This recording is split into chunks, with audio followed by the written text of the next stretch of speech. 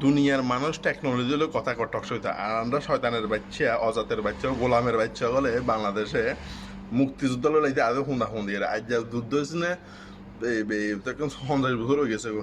আজ হে 71-এর তখন যুদ্ধ লয়, 52-র বাসা লয়, মানে কি টকশোতে এখন মারামারি করে বিধবা দুয়া তিনগে আছে, নাম করলাম না।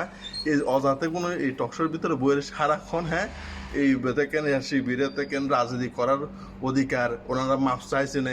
মানে এই শয়তানের বাচ্চারা বসে বসে খালি কি শুধু টকশোতে ঢুকলে মানে কি শুধু এগুলা যে এখানে আওয়ামী লীগের রাজনীতি করো না করো সেটা জানি না, আওয়ামী লীগ নিষিদ্ধ হয়েছে না, কিন্তু জামাতে কিন্তু এখনো কিন্তু আর দেশবাসীর কাছে এখানে মাছ কি ভালো মাছ না চাইব, হ্যাঁ, কত যুদ্ধ করছিস তোরা, আজও এই যুদ্ধ লই তোরা ঠাড়াঠাড়ি করে।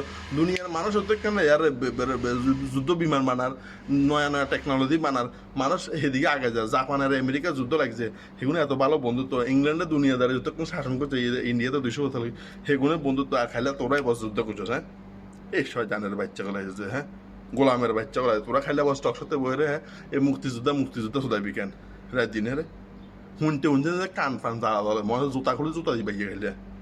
মানে বর্তমানে কিছু কিছু লোক আছে মানে কি সেগুলো আজ ওই যুদ্ধের আমল লয়ের তখন টান দিয়ে তখন শিবিরে কুত্তার বাচ্চা গুলো আসছে, অজাত হল বেগুন ওই হরছে খালি আজ 71 যুদ্ধ লয়ের।